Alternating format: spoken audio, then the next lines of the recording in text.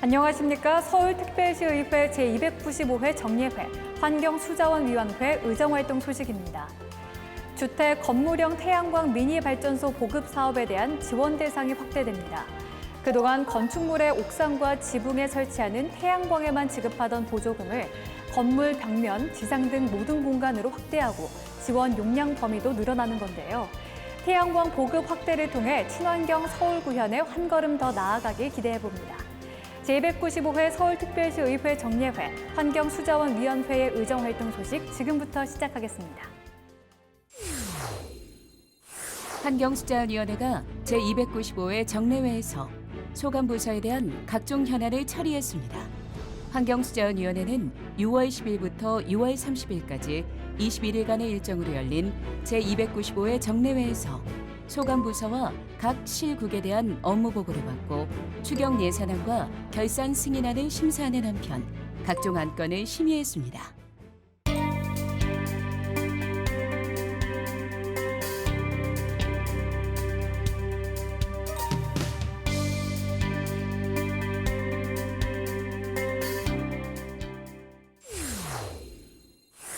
환경수자원위원회가 한강변 신재생 에너지 벨트 조성 사업 예산이 반복적으로 사고 이월되고 있다고 지적했습니다. 노후 경유차 운행 제한 위반 과태료 체납에 대해서는 보다 적극적인 안내가 필요하다는 의견도 제기됐는데요. 이 밖에도 어떤 논의가 이뤄졌는지 계속해서 환경수자원위원회의 의정활동 소식 살펴보겠습니다. 환경수자원위원회가 리앤업사이클 플라자 건립에 있어 지나치게 서두르고 있다고 지적했습니다. 환경수자원위원회는 6월 16일 열린 기후환경본부 소관 현안 업무보고에서 자원순환 문화 확산에는 동의하지만 자치구와의 충분한 논의 없이 진행되는 리앤업사이클 플라자 건립은 문제가 있다고 지적했습니다. 건립 관련 TF 구성을 자치구에서 5월 중에 하는 걸로 이렇게 되어 있고, 이게 그 TF나 이런 것도 서울시에서 미리 이런 걸 하려면 지침을 내려서 충분히 그 구에서 논의가 되고 이런 과정을 거쳐서 진행이 되는 게 순서에 맞는 걸로 저는 보이는데요. 좀 너무 서두르는 게 아닌가 해서 좀 염려스럽다라는. 리앤업사이클 플라자는 서울시가 기존 재활용센터 시설을 현대화하고 자원순환에 대한 문화 확산을 위해 추진 중인 사업입니다. 사업 진행 과정에서 발생한 절차적 정당성도 지적되었습니다. 이 동의안이 의결되기 전에 저희 이재호 수석님의 검토 보고서에 따르면 2억 9,900만 원이 이미 감리비로 지출이 되었어요. 그렇죠? 이것이 공유재산 물품관리법의 규정에 어긋나는 거는 맞죠? 서대문구 사례의 경우 공유재산 및 물품관리법에 따라 시유지에 연구시설물을 축조하는 경우 시의회 동의 등 사전 절차가 선행되어야 하지만 서울시에서는 사업을 먼저 진행한 후 시의회 동의를 얻는 절차를 거친 것입니다. 이에 대해 서울시의회는 절차에 대한 규정 준수를 지적하는 한편 재발 방지를 위해 각별한 주의가 필요하다고 당부했습니다. 환경수자원위원회가 일부 업체의 배수지 패널 선정 독식 문제를 지적했습니다. 환경수자원위원회는 6월 18일 열린 상수도 사업본부 소관 현안 업무보고에서 배수지 패널 선정에 있어 업체 간 경쟁이 제대로 이뤄지지 않고 있다고 지적하면서 이는 수도 발전을 저해한다고 지적했습니다. 3개 배수지에서 패널 계열 1순위 선정업체가 모두 연관성 있는 업체로 조사됐어요. 맞죠? 그 배수지 방식, 방수 방식 사업과 같이 다양한 특허 및 기술이 활용되는 사업은 여러 업체들이 참여하고 업체 간 경쟁을 통해 기술 발전으로 이어지는 구조가 만들어져야 하는데 일부 업체에서 독식하는 것은 바람직하지 않다고 생각합니다. 2019년 예산 불용액이 지나치게 많다는 지적도 제기되었습니다.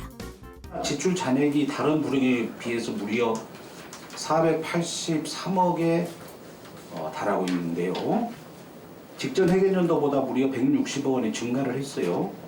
자, 이렇게 과다한 지출 잔액 발생은 세출 예산 편성 시 산출이 과목은 정확하지 못했다는 결론으로 볼 수 있는데 어떻게 생각하십니까? 이에 대해 환경수자원위원회는 정확한 분석을 통한 예산 편성을 주문하는 한편 예산상의 문제로 노후 상수도 시설에 대한 투자가 적게 이루어지지 않도록 노력해 줄 것을 당부했습니다. 도시자연 경관을 보호하고 시민의 건강, 휴식, 정서 생활을 향상시키기 위해 설치 또는 지정된 공원을 도시공원이라고 합니다. 서울시에서도 시민들의 나은 삶을 위해 많은 도시공원이 자리하고 있는데요. 도시재생의 랜드마크로 떠오른 문화비축기지를 체계적으로 운영 관리하기 위해 조례안이 개정됐습니다. 시민 리포터가 찾아가서 자세한 내용을 알아봤습니다. 함께 보시죠.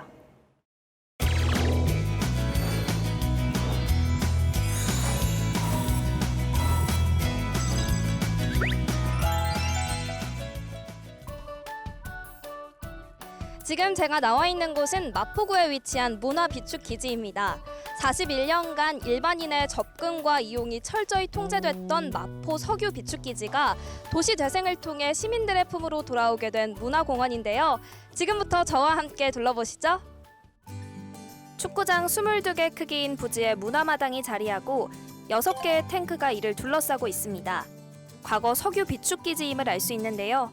기존 유류 보관 탱크는 시민을 위한 공연장과 강의실, 문화비축기지의 과거와 미래를 기록하는 이야기관으로 변신해 시민들을 맞이하고 있습니다. 네, 문화비축기지는 산업화 시대의 중요한 사회 기반 시설이자 보안 시설이었던 마포 석유비축기지를 문화가 있는 생태공원으로 새롭게 재생한 도시공원입니다. 문화비축기지는 전시장과 공연장, 그리고 문화마당과 또 커뮤니티 공간까지 시민들을 위한 다양한 문화 공간이 있고요. 그리고 자연과 함께 휴식과 산책을 즐길 수 있는 생태공원으로 운영하고 있습니다. 코로나19로 많은 문화 공연이 이루어지지 않지만 전시회도 개최되고 집에서 시민들이 공연을 즐길 수 있도록 온라인 공연도 준비하고 있습니다. 문화비축기지는 굉장히 이제 오랜 시간이 압축된 공간이고 독특한 물리적인 환경이 있죠. 일반적인 미술관이나 갤러리하고는 아주 다른 물리적인 환경이 있어서 그 공간을 실제로 보고 그 공간을 바탕으로 기획하고 해석하는 어떤 그런 도전을 주는 공간이라고 생각이 들어요. 네. 서울시와 멕시코시티 간의 우호 관계를 기념하기 위해 한국 작가들이 만든 창작 캐릭터 조형물 멕시코 토종견 시코가 설치되어 있는데요. 한눈에 쏙 들어오는 예쁜 시코의 모습에 잠시 촬영을 잊고 셀카 산매경에 빠졌습니다. 그리고 벽화 작가 스티븐 퓨지가 시시각각 변화하는 문화비축기지 공원의 모습을 재해석한 5폭의 벽화도 만나보시길 바랍니다. 지속 가능한 생태 문화 활동이 가능한 문화비축기지는 일반적인 공원들과는 조금 다른 모습인데요. 이에 서울시의회는 조례 개정안을 가결해서 문화비축기지가 잘 운영될 수 있는 근거를 마련했습니다. 제295회 정례회에서 서울특별시 도시공원 조례 일부 개정 조례안을 가결한 것인데요. 문화비축기지는 서울특별시 도시공원 조례 공원시설 이용료 부과 기준에 미흡한 부분이 있어 시설에 맞는 이용료 부과 기준을 마련했습니다. 회의실 등 강의실과 유사한 형태나 용도를 가진 시설의 대여료를 강의실 대여료 산정 기준에 따르도록 하고 부대시설 및 장비 이용료는 별도 산정하며 복합 문화공간을 포함하는 공연장과 옥상 공간에 대한 이용료를 신설했습니다. 공원에서 쉬기도 하고 오랜만에 문화와 함께하다 보니까 와 이게 힐링이 아닌가 싶은데요. 이번 조례안 개정을 통해 문화비축기지가 시민들의 문화공간으로 오래도록 우리 곁에 함께하길 바라겠습니다. 거리를 걷다가 쓰레기를 버릴 곳이 없어서 난감했던 경험 다들 한 번쯤 있으시죠? 앞으로는 이런 불편이 사라지게 될 전망입니다. 서울시가 가로 쓰레기통을 확대 설치해 시민들의 편의를 높이고 도시 미관도 개선하겠다고 밝힌 건데요. 적재적소에 가로 쓰레기통을 설치해 시민들의 불편이 조금 더 줄었으면 좋겠습니다. 물론 쓰레기에 대한 성숙한 시민의식도 필요하겠죠? 제295회 서울특별시의회 정례회 환경수자원위원회의 의정활동 소식은 여기까지입니다. 시청해주신 여러분 고맙습니다.